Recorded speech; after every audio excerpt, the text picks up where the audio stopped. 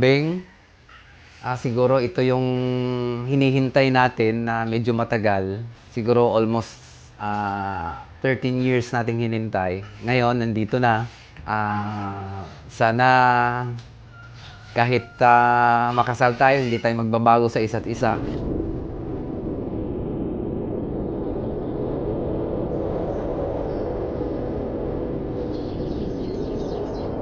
Hi, Beng.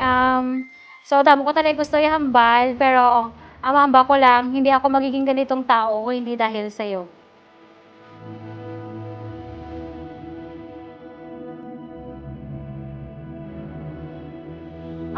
Si Bong, ano siya, siya ang tao nga miskin basurero, panday, foreman, ginatawag niya sir. Todo mo na nakita ko siya sa life nga dapat i-respect mo people fairly. And amo na kay before, ako do wasaki ko yan.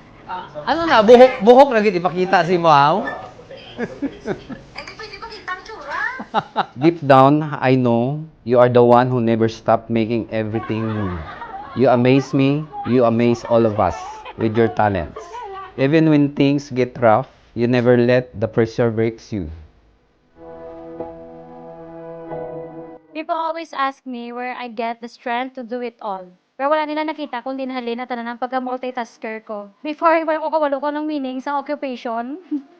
Nakilala mo ko nga, hindi ko kabalo magstorya tao. And hindi ko na tanan ma-achieve kundi dahil sa imong love. And for that, gusto ko ipabalo sa tanan na kung hindi tungod sa imo, hindi ko mag-amuni. Today and forever. Sala to. Ay, hala ko lain ang emotion ko, hindi nakadlaw. Hala, tumuan ko to.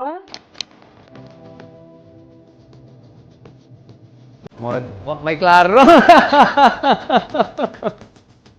Pero siyempre happy. Yes!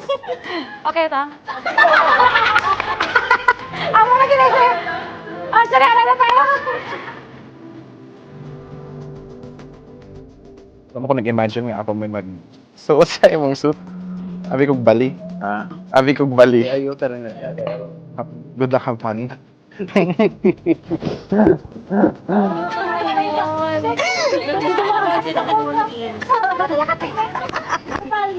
Sa Bali, Indonesia. Kami, sir, salamat kay yung magandang sabi sa Mm-mm. sister ko. Okay, congrats ka, good luck. Thank you, thank you.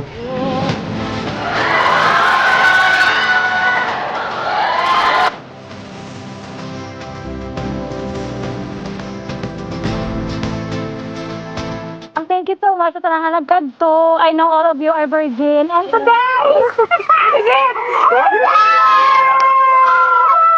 You have this incredible way of balancing life, remaining positive, and reminding us that we are guided by the Lord.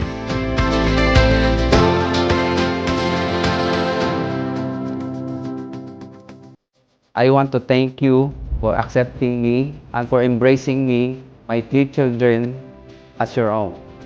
Good husband, and be firm your decision and mula.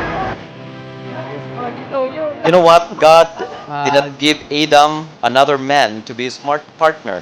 Instead, he created Eve a completely unique and complementary companion. And it is described that after God had taken Eve from Adam's side, he brought her to the man. What does it mean? It is God who wrote your love story.